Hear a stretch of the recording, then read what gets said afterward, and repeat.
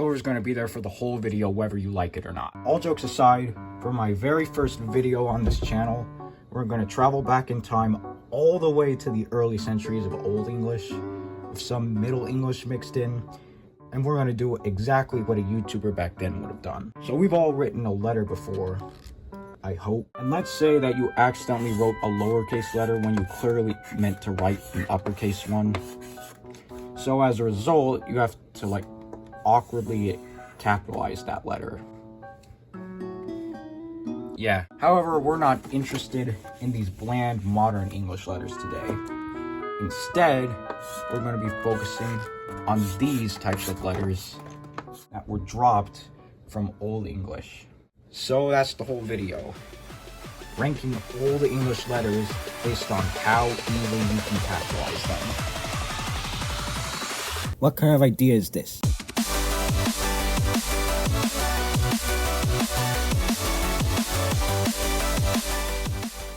Now, before we start, I do want to say that some of these letters might not have a de facto uppercase or lowercase counterpart supported by Unicode. Like, for example, the long S or the Tyronian et. So for those ones, I simply used whatever the Wikipedia said was the closest. And yes, this video is heavily sponsored by Pixel, who's known for this very idea of ranking letters by how easily you can capitalize them. So if you want an in-depth description of this concept, I'll provide the link to Pixel's original video in the description. And while you're at it, please consider subscribing to his channel. He makes amazing stuff. Alright, without further ado, let's rank some Old English letters. So starting us off in first place, the easiest to capitalize is the ampersand. Yes, this was originally in the alphabet. And this one doesn't exactly have an uppercase or lowercase variant. Like not even the Wikipedia said so. So to fix it, you really don't have to do anything. And even if we pretend that the ampersand does have a lowercase variant for the sake of this video, the one Pixel designed is about as good as it gets. And that one is pretty self-explanatory. Now this one is pretty much the only case that even comes close to being flawless. So you can probably imagine what that means for the rest of the video. And I might be bending the rules a little bit by including this one on the list, considering explanation or lack thereof. But this is my video, and as such, I absolutely have the right to do that. Anyways, following the ampersand at spot number 2 is the long S. Now, while I wouldn't say the uppercase version is technically supported by Unicode, I have seen that the most accepted variant is a stretched version of it, like that.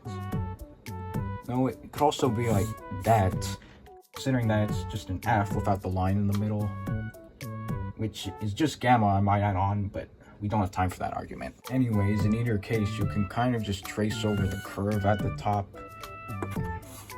The only thing you really end up with is these little things jutting out.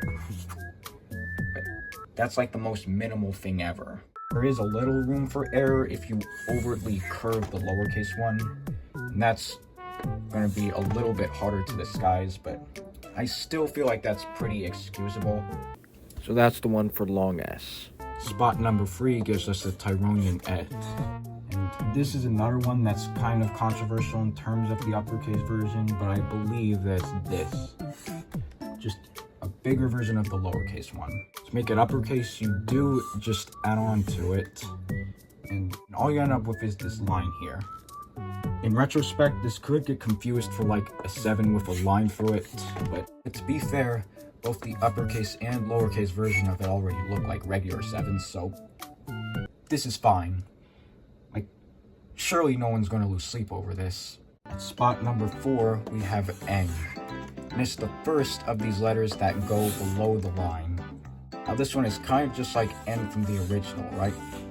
And the difference is that both of them end up at the same point, like at this hook at the bottom. So it actually kind of ends up working out, and you can pretty much ignore this whole hump sticking out. Now the thing is, uppercase N also has this variant, and so upon capitalizing it to that, obviously you end up with more than just the a hump right here. However, since this is my personal list, I'm not really counting alternate variants against these letters. Maybe this might be a differently organized list for people who do write their end like this, but I don't know. I can't be asked to account for everything. Spot number 5 goes to win, which is another one that goes under the line. Now I know that certain fonts do the uppercase version as this, however you're supposed to do it, but those fonts are probably in the minority, so we're just gonna pretend that they don't exist. To capitalize this one, you kind of just make it bigger, and you do end up with this noticeable gap right here, but it's not that bad, right? Like, you can still clearly tell that it's win. At spot number 6, we have yolk, and it's yet another one that's written below the line. And likewise with win, you can kind of cover it up, but the thing with this one is that it's harder to connect the bottom curve here with the uppercase one, since it expands in addition to the rest of the letter. And even so, you still end up with this gap here, just like you do with win. But it's objectively better than everything that follows it, so this might also bring up the question of what correcting it is like for fonts where it's written exactly like the number 3, like so. But again, those fonts live in fantasy land. Spot number 7 gives us ed, and this is where this list starts to really fall apart. I mean, this part of the letter is more curved, so you can kind of integrate it into the uppercase one, but you still end up with this whole circle inside and this line jutting out. So is it a mess? Yeah, but at least it's a more organized mess in this case. The same cannot be said for everything that follows. Spot number 8 goes to form, and this is the most prevalent example of the problem with lowercase letters being as tall as their uppercase counterparts while also going below the line. And as much as I like that concept, that does not bode well for whenever you try to capitalize it. Like, it just becomes this wonky shape, and I don't even know how the hell to describe it. Is it like a horrendously drawn B with a loop? No? Okay. What a sad fate for form, because this letter is modern art, and it's so iconic. But of course the lowercase version just had to come in and ruin everything, and so now we're just stuck with this. What a bummer, man. Hello, so this is the editor version of me. So there's a letter that I completely neglected to mention, and that letter is this one called that. Now the reason why I didn't mention this one initially is because, like, well, for one thing, none of the fonts I used for my script supported it, because it kept showing up as like either a box or a question mark. And for another thing, like, it's quite literally just form, but with an extra line. So I figured that covering it would be pointless. But, like, the more I think about it, the more I realize that, like, a lot of people would probably call me out on this. So yeah, I'm gonna cover it now just for you guys' sake. So upon trying to capitalize it, right, it's just like form, and it's just as bad as I'm sure most of you thought it was going to be. Like, adding a line to any letter realistically is just not going to make that much of a difference, man. By the way, this goes at spot 8.5, in case you were wondering. So yeah, you're welcome. Spots 9 and 10 respectively, we have equal and ash. Yes, I'm doing these simultaneously because why not? For this one, it's like, God, what am I even supposed to do? Sure,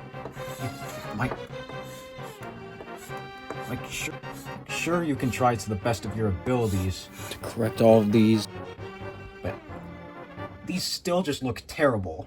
At least with, let's say, Ev, like this, at least this looks like it could be a legitimate symbol, albeit a very janky looking one. With these ones, like O, E, and A have never been fun to capitalize, and so now they're even worse here. These These are just so uncomfortable to look at. They're disgusting. However, neither of those are the worst letter on the list. You want to know what letter that title goes to? The insular G. It's the worst case scenario where the lowercase one is the same as the uppercase one, and it just goes under the line. And so there's just no fixing that. I just have to write an uppercase insular G over it. God, that is just... Let's get rid of this abomination. And so, that's all the old English letters ranked by how easily you can capitalize them. I'm not sure what else you were expecting. Thanks for watching.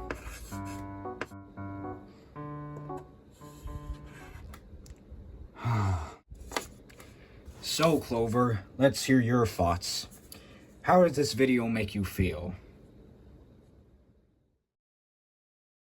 Yeah, I feel the same way, honestly.